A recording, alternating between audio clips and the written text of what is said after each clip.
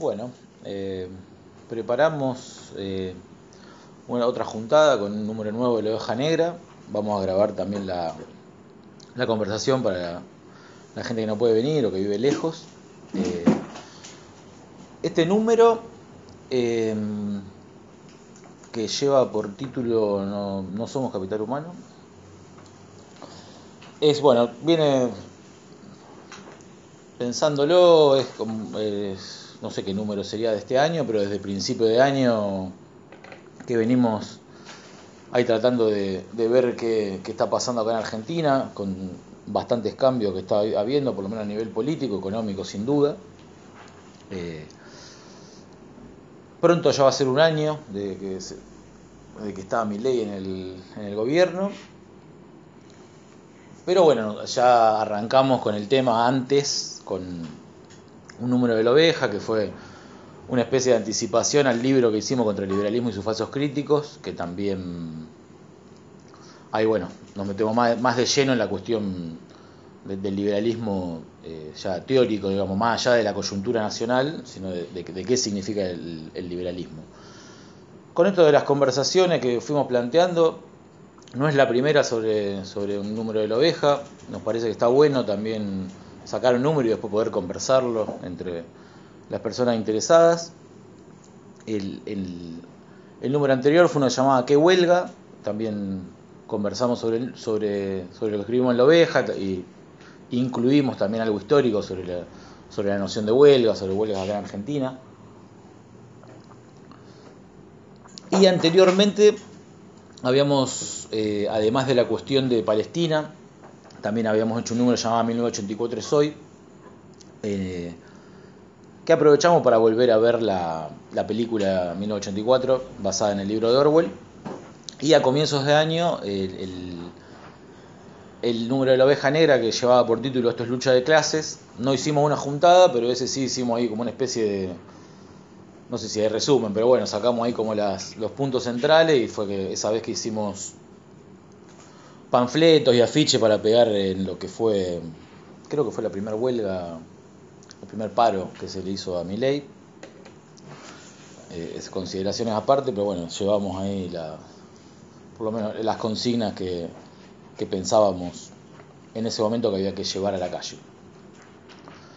Con este de capital humano surge por el nombramiento del Ministerio de Capital Humano que designó este gobierno, que significó la integración de varios ministerios que antes llevaban otros nombres. Para no olvidarme, leo, era el de Trabajo, el de Educación, el de Desarrollo Social y de Cultura. Iba a incluir el de Salud al final quedó afuera, y el Ministerio de Mujeres, Género y Diversidades fue suprimido, que esta es una cosa muy importante, digamos, para la batalla cultural, como le llaman ellos, que llevan los liberales adelante. Ese ministerio fue suprimido y conservaron la Subsecretaría de Protección contra la Violencia de Género, que fue transferida al Ministerio de Justicia y que después desapareció. Ahora, con toda esta cuestión de el escándalo, digamos, Alberto Fernández, violencia de género, toma otras dimensiones, porque estos tipos ya decían que eso no funcionaba. En los números realmente no se ve un cambio en lo que respecta a violencia de género, en baja de ningún tipo de cifra, pero bueno, otras personas consideran que eso tiene algún sentido más allá de eso, pero con todo este escándalo nuevo vienen a decir, bueno, fíjense que al final esto era toda una farsa, cómo funciona la cosa. Volviendo a ese número en el que nos inspirábamos en 1984 de Orwell, me parecía interesante retomarlo para pensar qué es un ministerio, un poco literariamente, un poco en serio, un poco más allá de lo literario. Leo un fragmentito de ese número. Acá Orwell está hablando de los ministerios de esa ficción, en la cual cada ministerio lleva un nombre de lo opuesto, parecería, a lo que se va a tratar, pero está bueno como para ir pensando qué es un ministerio. Dice, lo más curioso era, pensó Winston, mientras arreglaba las cifras del Ministerio de la Abundancia, que ni siquiera se trataba de una falsificación. Era sencillamente la sustitución de un tipo de tonterías por otro. Las estadísticas eran tan fantásticas en su versión original como la rectificada. Por ejemplo, las predicciones del Ministerio de la Abundancia calculaban la producción de botas para el trimestre venidero en 145 millones de pares. Pues bien, la cantidad efectiva fue de 62 millones de pares, es decir, la cantidad declarada oficialmente. Sin embargo, Winston, al modificar ahora la predicción, rebajó la cantidad a 57 millones, para que resultara posible la habitual declaración de que se había superado la producción. En todo caso, 62 millones no se acercaban a la verdad más que los 57 millones o los 145. Lo más probable es que no se hubieran producido botas en absoluto. Nadie sabía en definitiva cuánto se había producido ni le importaba. Lo único de que se estaba seguro era de que cada trimestre se producían sobre el papel cantidades astronómicas de botas, mientras que media población de Oceanía iba descalza.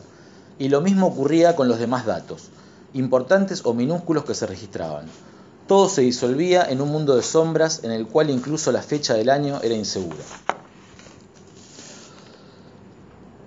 Con lo del Ministerio de Capital Humano, lo primero que nos surgió fue justamente pensar un poco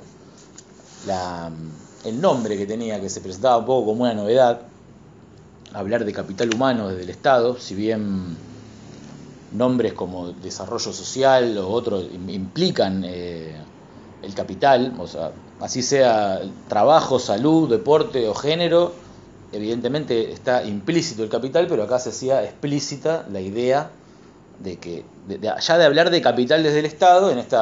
Nosotros pensábamos que era como una especie de sinceramiento. En un momento, cuando empezamos a hacer el texto, empezamos a pensar así, pero decíamos, ¿por qué lo otro no sería sincero? En realidad siempre son sinceros, solo que a nosotros personalmente nos chocaba un poco más. Finalmente nosotros pensamos que nombrar un ministerio como capital humano podía generar algún tipo de escándalo discursivo, pero la realidad es que no, pasó sin pena ni gloria, hasta después el otro escándalo que hubo anteriormente con el Ministerio de Capital Humano. Yo pensaba, por ejemplo, en nociones como la de recursos humanos, que en algún momento fueron chocantes. Me acuerdo que no me acuerdo para qué año se empezó a hablar de recursos humanos, para qué época. Me acuerdo incluso que hay una película que se llama Recursos Humanos, que alguna vez vimos ahí en la Biblioteca del Hormiguero, en el Bochín, que trataba sobre el tema. Pero bueno, todo después se integra, digamos, a la normalidad. Ahora, en el laburo tenés que ir a la oficina de recursos humanos a hablar, cuando en un momento nos parecía que la palabra recursos humanos era mucho más chocante, digamos. Pero bueno, esto que decía, el Ministerio de Desarrollo Social, así como a fin de cuentas tratan de administrar la población. En el caso puntual de desarrollo social es la administración de la población sobrante para el capital. Pero lo que es interesante, que después podemos conversar, es cómo el Ministerio de Capital Humano, ya esa población sobrante no le dedica un ministerio particular, sino que intenta integrar junto con los trabajadores y con toda una serie, digamos, la población no solo se divide en la población sobrante y los trabajadores formales, como le podemos llamar, asalariados, sino que bueno, también hay toda otra serie de personas que trabajamos en otras, incluso algunos trabajamos en las dos situaciones, como monotributistas, asalariadamente, otros van y vienen. Entonces, bueno, ahí habría que pensar qué trata de integrar este Ministerio de Capital Humano, como vamos a ver más adelante, y qué entiende por capital humano. Acá tenía una cosita que había quedado justamente cuando hablábamos de sinceramiento, como de un borrador que habíamos hecho para este número que no quedó, que decía: este sinceramiento es parte del recrudecimiento del ajuste y la explotación. El rey va desnudo. Llegados a este punto, o se defiende esta forma de sociedad de la privación, o se lucha en contra. O nos creemos el cuento de que todos somos capitalistas, o luchamos de acuerdo a nuestras determinaciones de clase. Acá justamente esto lo sacamos, porque si bien puede parecer al principio que nombrar algo nos puede forzar a pensar las cosas diferentes, la realidad es que también uno a veces termina metido ahí en la cuestión discursiva o de las nomenclaturas de las cosas, y la verdad que la realidad tampoco cambia demasiado como para hacerse un poco la ilusión de esto que pensábamos en un principio, que por algo lo sacamos. Así que bueno, en este número nos planteamos tres preguntas: ¿qué es el capital humano? es si somos capitalistas y si somos capital humano. En el título este de No somos capital humano hay una intención, por lo menos, de un juego de palabras, ahí de un doble juego de no somos capital humano como una consigna, de decir no somos capital humano, pero después vamos a ver por qué efectivamente no somos capital humano desde el punto de vista de la crítica de la economía política. Antes nombraba también lo del escándalo del Ministerio de Capital Humano. Esto fue en junio, si no me equivoco,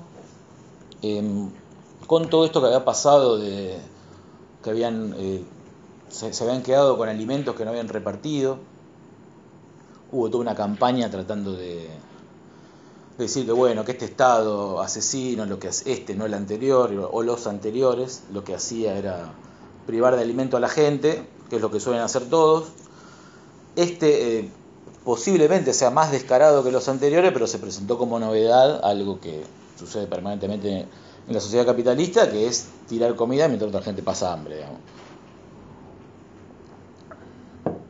Pero algo que estaba bueno para charlar es cómo en ese escándalo también aparece, ahí no dentro de ese escándalo, pero todas las noticias y todas las conversaciones iban un poco juntas, como la desorganización desde el Estado a los movimientos sociales, particularmente con lo del polo obrero, que empiezan a ser investigados por corrupción, también por todo algo que a la vez todas las personas que estamos acá sabemos cómo funcionan ese tipo de organizaciones sociales, pero ahí se presentó, digamos, como una cuestión, yo no sé cómo plantearlo, algunas personas lo vieron como una cuestión de clase, digamos, como que era la burguesía atacando, digamos, a la clase explotada, desorganizándole sus organizaciones, cuando en realidad esas organizaciones nosotros sabemos que no son tampoco muy defendibles, digamos, porque somos testigos de la toma de asistencia en las manifestaciones, por lo menos después del 2001, el porcentaje de los planes de mucha gente que va para la organización, forzadamente, no de sus dirigentes, sino de las personas comunes que le dan algo para después sacarlo, la toma de asistencia también en las asambleas, en las reuniones, el uso personal de cuestiones de la organización para todos los jefecitos que andan dando vuelta, que muchas veces después acusan persecución política cuando en realidad le están afanando a la gente que dicen representar. Entonces, todo eso se presentó de alguna forma como un ataque político, que lo es, pero también sabemos que hay detrás de todo eso. La realidad es que después con esa línea, cuando se abrió una línea de denuncia, no me acuerdo el número, pero me acuerdo para un paro fue que se abrió una línea de denuncia telefónica desde el gobierno, donde supuestamente mucha gente denunció anónimamente. Eso no lo vamos a ver jamás, ahí se pone medio en 1984, pero sí es cierto que las cosas que se decían, que la gente denunciaba, no son falsas. Entonces ahí hay una cuestión a pensar. Eso en términos de corrupción, que es en los términos que se habla más o menos en los medios. Después está la función social capitalista que tienen esas organizaciones de contención, o lo que son los sindicatos en Argentina, que de alguna manera estas organizaciones eran como lo que son los sindicatos de los asalariados. Estas organizaciones lo hacían a los desempleados. En última instancia, mantener, digamos, el status quo y mantenernos como asalariado, como población sobrante, para que todo siga como está. Pero también algo que conversábamos después de todo eso es que como en los últimos 20 años, para muchas personas que uno comparte el trabajo o que se cruza en la calle, vecino, gracias a estos sindicatos, a estas organizaciones sociales, la noción de militancia está completamente desprestigiada. Bueno, incluso, no sé, si uno ve TN, Clarín, militancia le dicen a los peronistas. Un militante hoy es un kirchnerista. Eso es un sector, digo, pero después la gente común, e incluso los propios implicados en esas organizaciones sociales, que la necesitan para sobrevivir, ven la noción de militancia completamente desprestigiada. Y eso no es solamente una bajada de línea desde arriba, sino que es lo que lograron en al menos 2 décadas estas organizaciones. No solo en cuanto a la militancia, ya pareciera que cualquier lucha por cualquier forma de socialismo que podamos estar de acuerdo o en contra, queda desprestigiada por un grupo de gente corrupta, mafiosa, que está para ganar plata, digamos. Pero bueno, volviendo al número este de la oveja, antes estaba nombrando cosas que quedaron fuera del número, pero que sí estaría bueno conversar. Antes de pasar, te había preparado más o menos para ver las 3 preguntas, esta como un mini resumen para después poder empezar a conversar.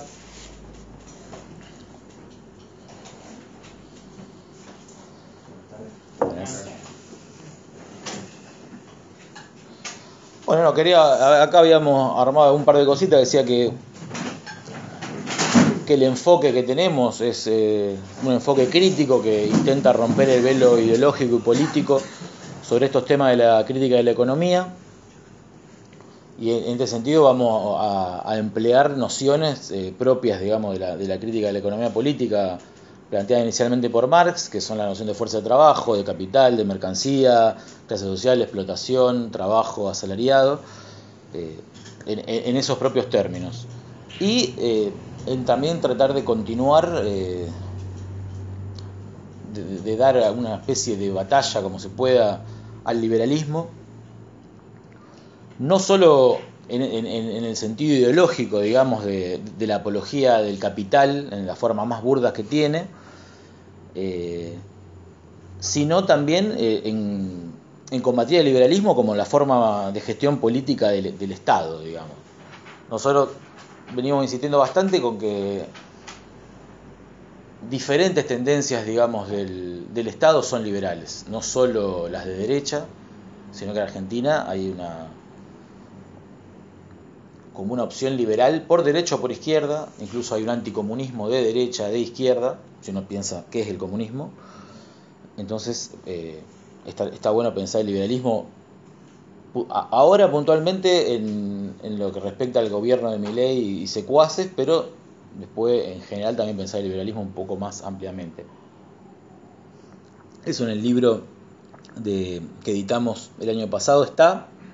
Y después, bueno, me acordaba también, no sé, como cosas puntuales, donde le dedicamos una gran parte del libro a la escuela austríaca, que si bien Argentina no está gobernada bajo las directrices de la escuela austríaca, sí tiene sus influencias, sí empezó a aparecer, y como experiencia colectiva es que también entrando a fondo en ese tipo de tendencias del liberalismo, a partir de la crítica de la economía, se pueden sacar conclusiones más amplias y más profundas que a lo específicamente coyuntural.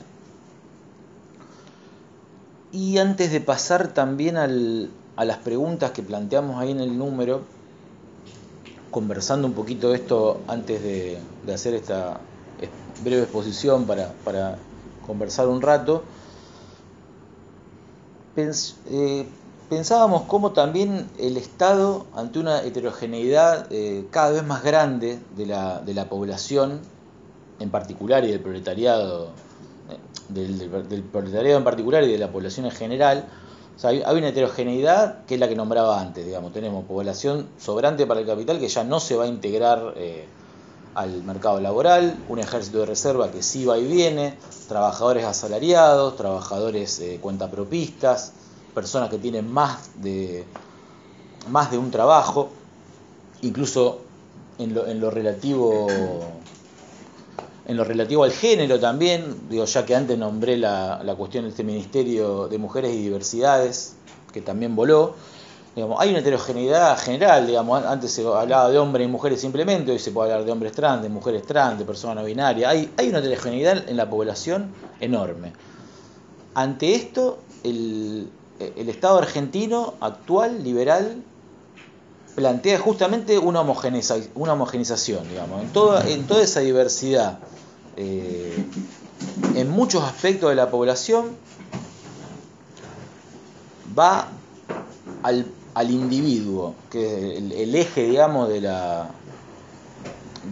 liberalismo, y ese individuo es capital humano. Entonces, bueno, ahí todas esas supuestas diferencias se tienden a borrar en lo discursivo, en la nomenclatura del propio Estado, para ser todos lo mismo. Tampoco está muy nuevo, digo, un gobierno más populista, otra tendencia, podría decir, somos todos argentinos. Bueno, ahora somos todo capital humano, según el Estado. Ya lo dijimos 100 veces, eso es parte evidentemente de la negación de la existencia de clases sociales, del conflicto entre clases que puede haber, pero bueno, por eso subyace una idea de individuo, de cada uno como empresario de sí mismo. Hace algún tiempo, cuando se puso de moda Woo Chung Han, me acuerdo que se hablaba de esta noción de cada uno como empresario como sí mismo, cada uno como empresario de sí mismo, pero bueno, no, acá no es la crítica que hace este autor, que está más o menos de moda, porque él también parte un poco de esta idea de cada uno empresario de sí mismo y no ve clases sociales, no ve posibilidades de cambio, no ve muchos cambios estructurales, no va por ese lado, digo, uno puede ver que evidentemente el tipo está viendo algo que existe, pero no lo ve desde el punto de vista que lo podemos ver nosotros, principalmente porque pensamos que puede haber una transformación social que este autor no ve, digamos. Y en ese sentido también quería traer, con esto de que cada uno es empresario de sí mismo, que hay una banalización de la noción de explotación, pero particularmente de autoexplotación. Como, si bien por explotación siempre se entiende vulgarmente, acá vamos a hablar en ciertos términos, pero bueno, cuando uno conversa con otras personas, por explotación siempre se habla cuando te hacen trabajar muchas horas en un lugar en malas condiciones o que pagan tarde. Se puede decir que me están reexplotando, uno dice vulgarmente. Por explotación acá hablamos de otra cosa, del proceso mediante el cual una clase social se apropia del trabajo de otra clase, digamos, básicamente. Pero con la autoexplotación pasa algo similar, y en esta época, como decía antes, que una gran parte de la clase proletaria es, iba a decir autoexplotada justamente, pero no es autoexplotada, eso es lo que la crítica que quería hacer, como cuando uno es monotributista o cuentapropista, no sé qué nombre puntual se podría poner, que tienes, ¿cómo? O freelance, claro, como se autoexplotan, dice.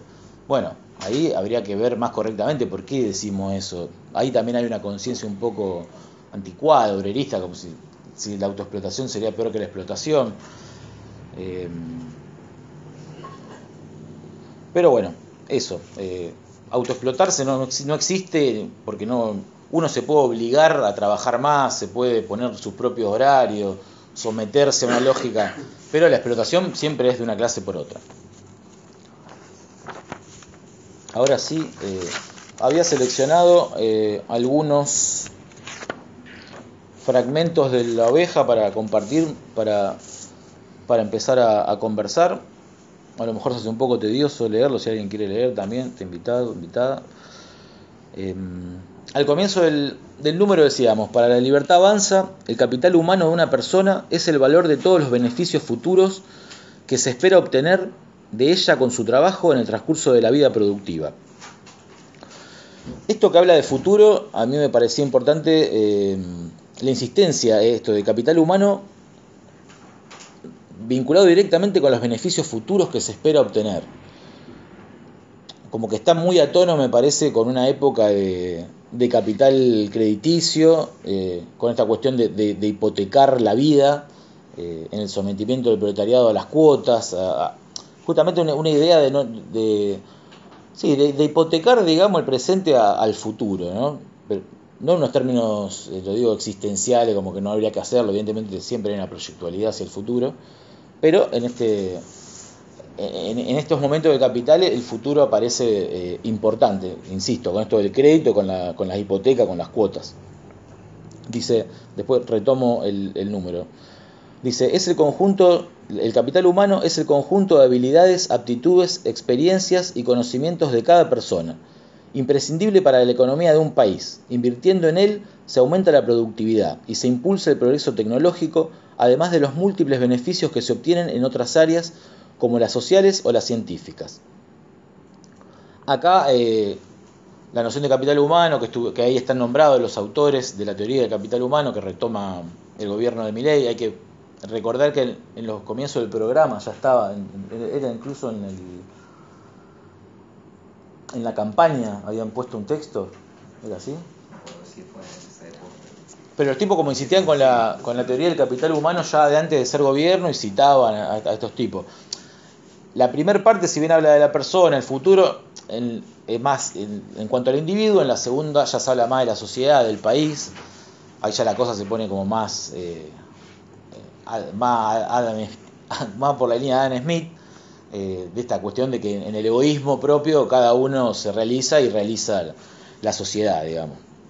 Este egoísmo del capital humano con pata que seríamos cada uno, se ve, todos nos veríamos beneficiados del egoísmo del prójimo y el prójimo del mío.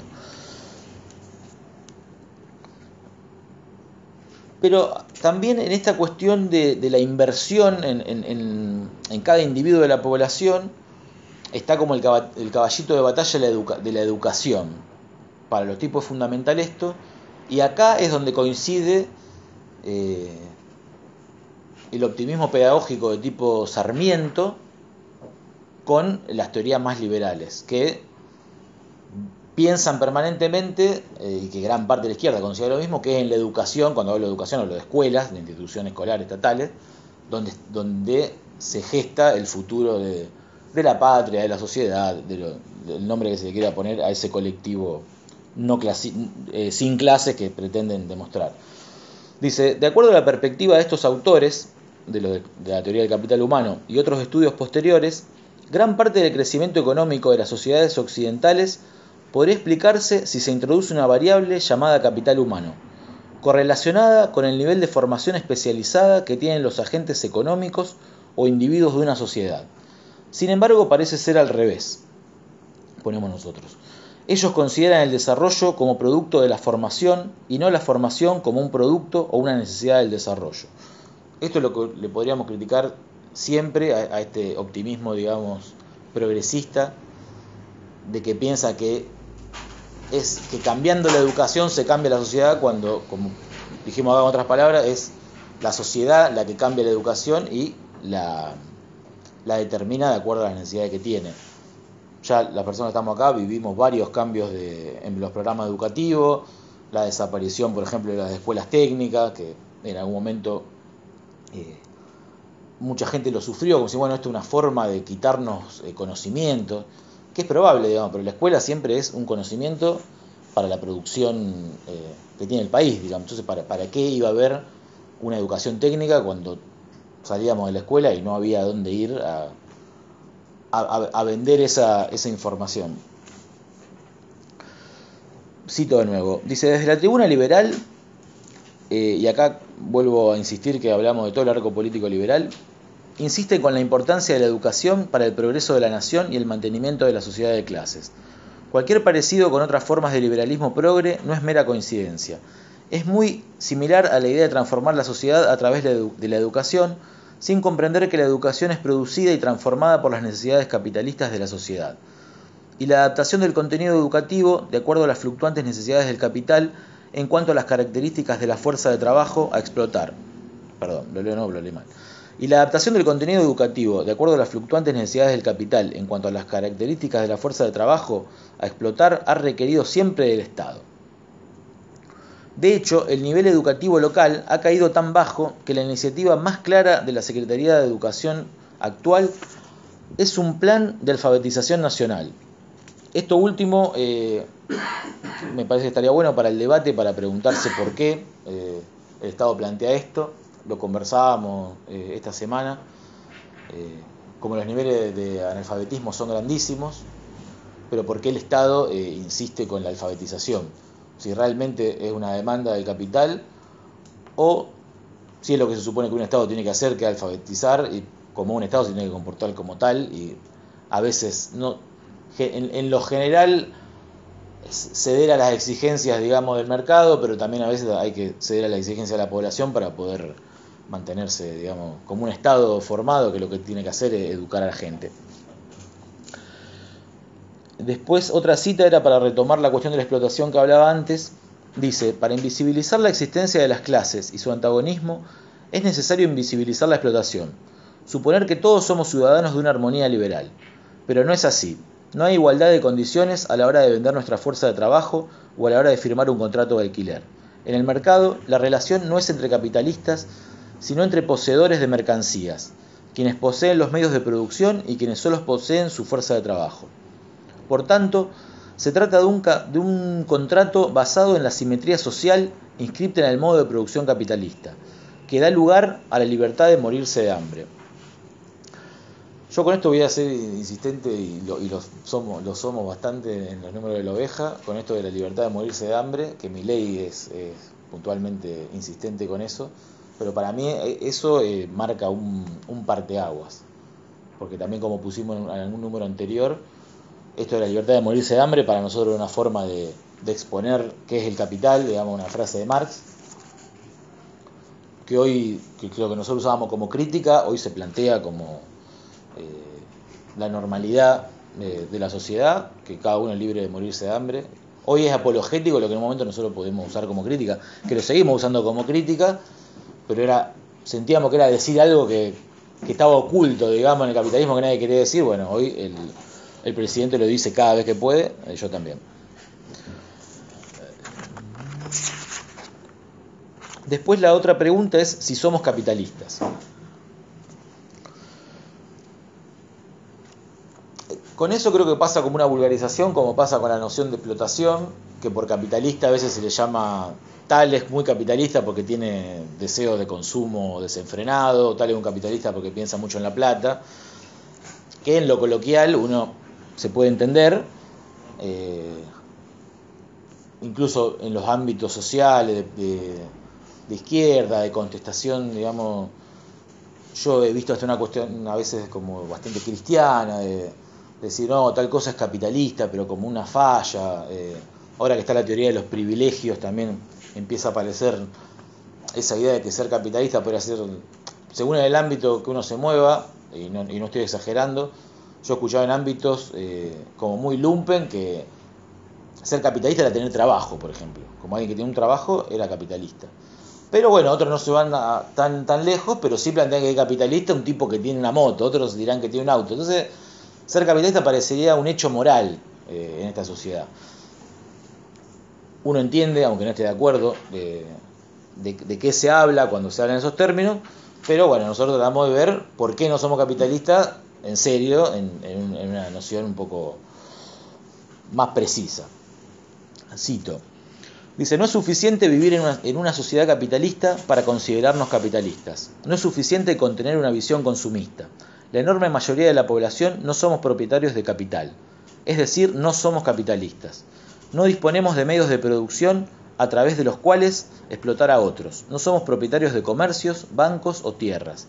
Disponemos cuanto mucho de medios de vida, alguna herramienta de trabajo, un medio de transporte, y muy pocos pueden tener una vivienda propia. Algún afortunado podrá ganar eventualmente la lotería y disponer de una suma cuantiosa de dinero, pero dependiendo de cómo la use, será o no capitalista. Una gran cantidad de dinero, una casa, una máquina de coser o un automóvil no son simplemente capital por el hecho de ser poseídos. Volviendo a la cuestión de la educación, había seleccionado otra cita que dice: según la perspectiva del capital humano, el conocimiento del que dispone una persona sería una forma de capital. En el sentido, claro, para Milei y compañía, todos somos capitalistas porque todos poseemos alguna forma de conocimiento. De igual modo, cualquier característica de las personas que influya en el salario individual podría ser una forma de capital. Salud, edad, experiencia e incluso la ubicación geográfica. Puede parecer ridículo, pero desde el punto de vista de la teoría del capital humano, un individuo que decide emigrar en búsqueda de mejor salario se está capitalizando. De acuerdo a las estadísticas, quienes más migran son jóvenes, lo que demostraría que la inversión, entre comillas, y apuesta a migrar volvería su trabajo más redituable a futuro. Acá están las ridiculeces, digamos, así como hay ridiculeces morales de qué es ser capitalista para la izquierda o para cierta izquierda. Para esta derecha liberal, capital puede ser no solo conocimiento, sino que tratan de explicar hasta la migración típica, digamos, del modo de producción capitalista en busca de trabajo, como otra forma de capital. Acá había marcado también algo que más o menos había dicho antes, pero que es bueno, ya lo dije, igual la cuestión esta de la precarización laboral y cómo, no sé, también desde, yo creo que a veces lo veo desde un obrerismo de personas como más grandes, que plantean que son más capitalistas los pibes que andan en Rappi, que andan y trabajan para Rappi, como que eso sería más capitalista que trabajar en una fábrica, que ya hay cada vez menos, pero bueno, yo no sé por qué hay gente que insiste con el modelo de la fábrica y como si ese fuese la única forma de trabajo que hay. Pero bueno, lo mismo, me parece importante como sacar de esa cuestión de una conciencia moral, qué sería capitalista y qué no. Si bien es cierto que cada forma de trabajo trae aparejada toda una forma de conciencia, la diferencia, o sea, son diferentes, pero como en términos morales siempre se suele poner como si una fuese mejor que otra, como si la persona que trabaja para una aplicación tendría menos, podría tener menos conciencia revolucionaria o crítica o anticapitalista, o no podría llegar a tener una conciencia de clase, cuando en última instancia esa conciencia que en general daba otras formas de trabajo, incluso entre muchas personas, que es cierto que propiciaban la solidaridad, las grandes luchas que conocemos hasta ahora también son tan marcadas por otra época, pero también es toda una época que viene completamente aparejada a una forma de trabajo que está asociada a una forma de familia, a la apología de la patria, a la apología del trabajo. Entonces, bueno, ahí habría que ver más, por lo menos a priori, ver las diferencias antes que decir antes estábamos mejor, que suele ser como el típico enfoque, digamos, de nostalgia de izquierda que se maneja. Una cita que es sobre la precarización laboral dice: el gran nivel de precarización laboral ha convertido a muchos de nosotros en contrapropistas, trabajadores autónomos, monotributistas o, como se suele decir, emprendedores. Pero eso no nos hace capitalistas, y no se trata de justificarlo en un sentido moral.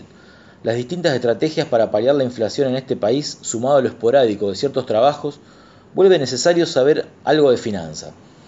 Tasas de interés, plazos fijos, fondos de inversión, diferentes tipos de dólar, criptomonedas, incluso bonos o acciones de empresas.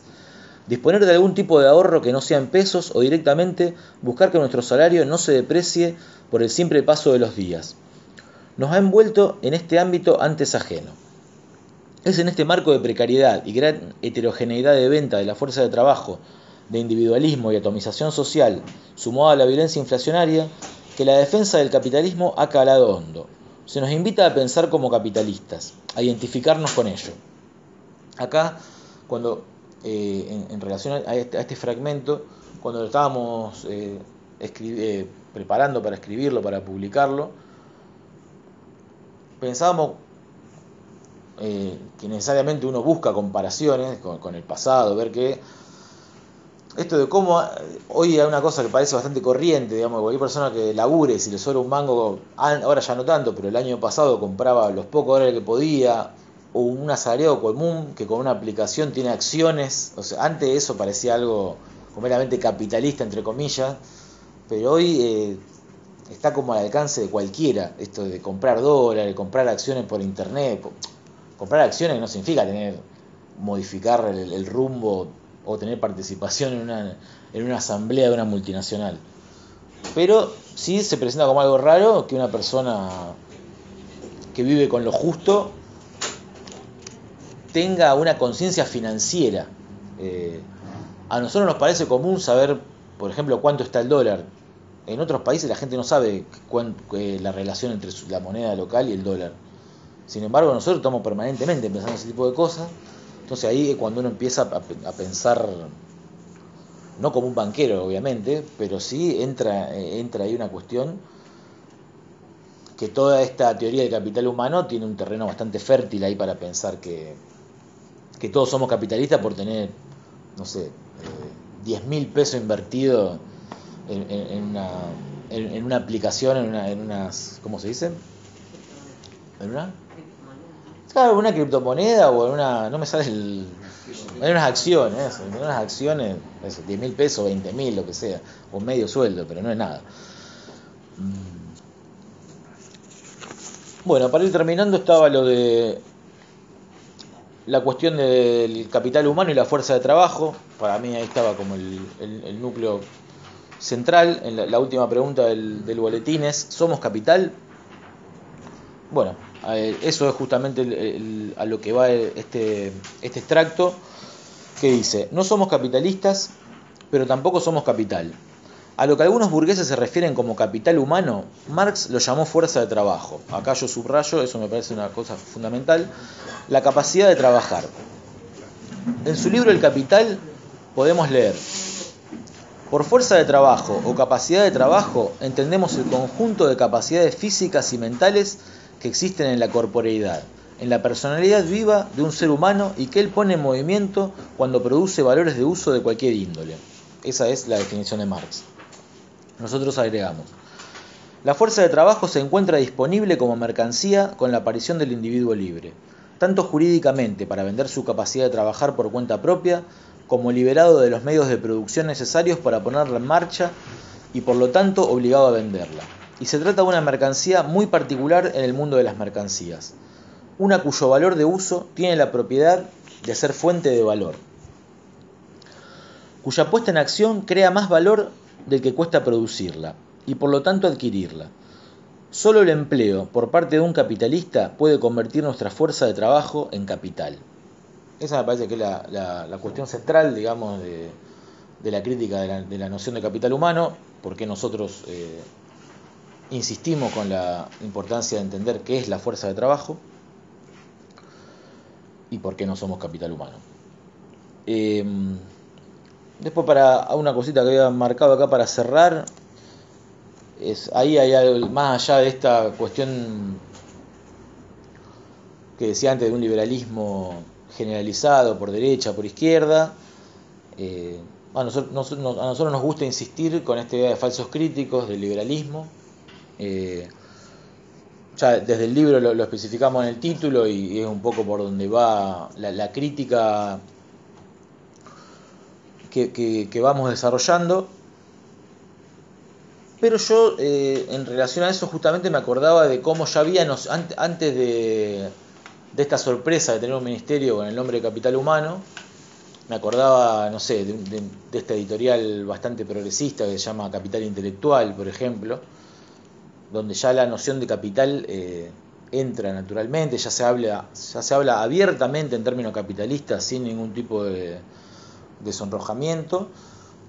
Y después, por estar más o menos cercano también a ámbitos culturales y artísticos, en esos ámbitos ya hace muchos años que se habla de capital simbólico, de capital artístico, como, y vuelvo a insistir, persona extremadamente precarizada, o sea, personas que pueden considerarse artistas, pero que, o sea, ganan muy poco, que agarran los laburos que van saliendo, insisten mucho que ellos tienen un capital cultural, que tienen que hacerlo valer. Entonces, como esta noción de capital ya estaba bastante impregnada, digamos, como en el ámbito que uno se mueve.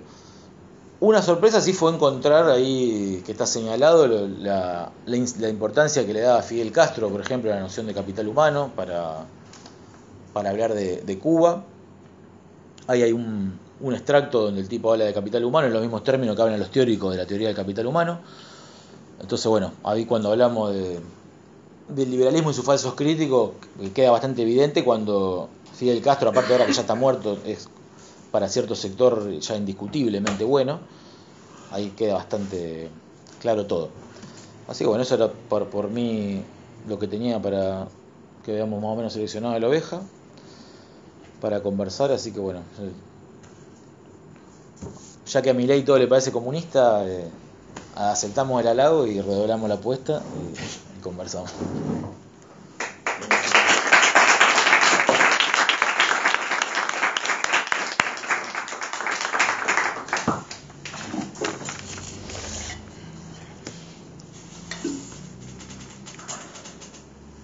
Sí, para mí es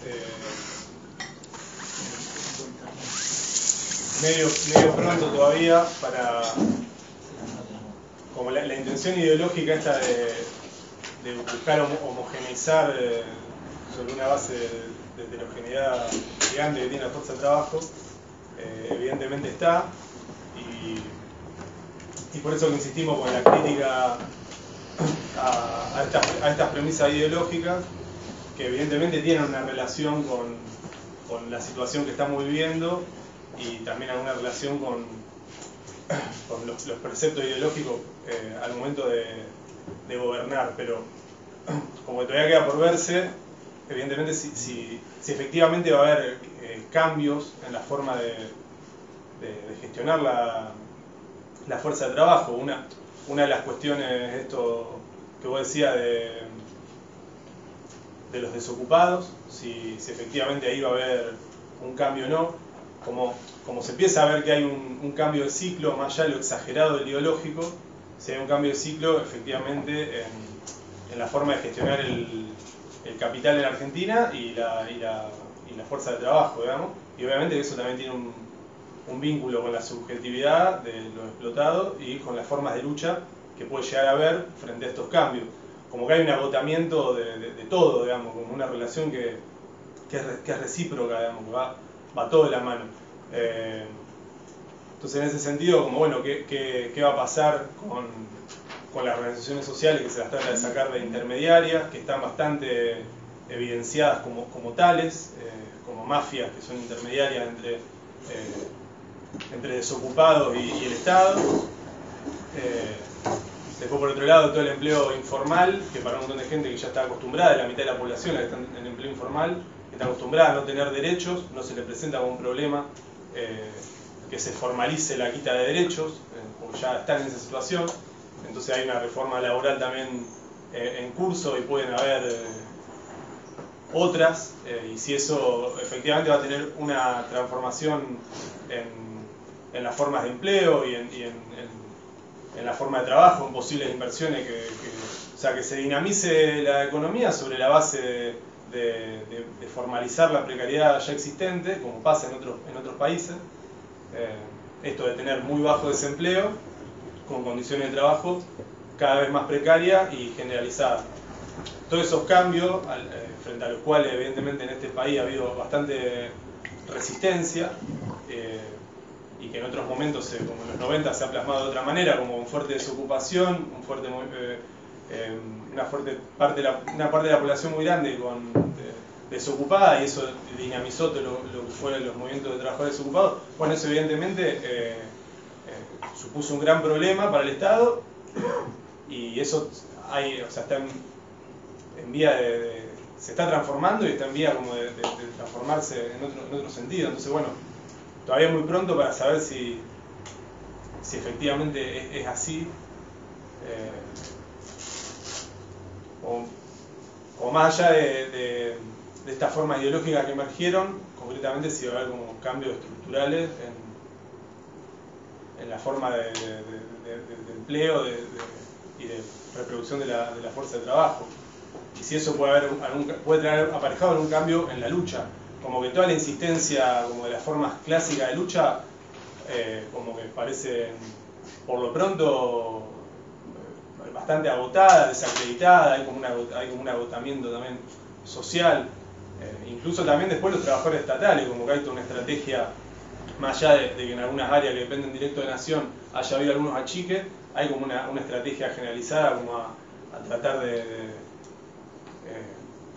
estimular que la gente vaya achicando, o sea, que el Estado se vaya achicando. Digamos, hay como varios lugares donde la gente también empieza a optar por ir a trabajar cabal privado porque los sueldos están ultra pinchados. También hay un Estado que creció enormemente, creo que un 17%, 18% de la población está empleada en el Estado. Entonces, si va a haber lucha en resistencia a eso, o simplemente lucha nada, o no, que se transforme, que las luchas vengan por otro lado del que no estamos por ahí acostumbrados. Nada, me parecía como otra de las cosas que veníamos pensando, que tiene que ver más con esto de las políticas concretas que puede llegar a implementar este gobierno y las transformaciones que se pueden llegar a venir. Porque si no quedamos como entrampados en esto del ideológico, que si bien para mí es importante como dar la discusión, a veces también se cae como en decir, como buscarle, señalar incoherencia, como si estos son liberales pero al final gestionan el Estado, o los errores del progresismo que exageraron tales cosas son las que permitieron que otros tipos lleguen al poder. Todo se mantiene como en el terreno de la política, de lo discursivo, lo ideológico, tratar como de ver un poco más adentro. Esa es como otra intención que no quedó plasmada en el texto, pero que subyace también a lo que venimos conversando. Lo digo así como punta para el debate, más allá de la escuela crítica más teórica a las nociones de liberales que buscan naturalizar la clase social, naturalizar el capitalismo.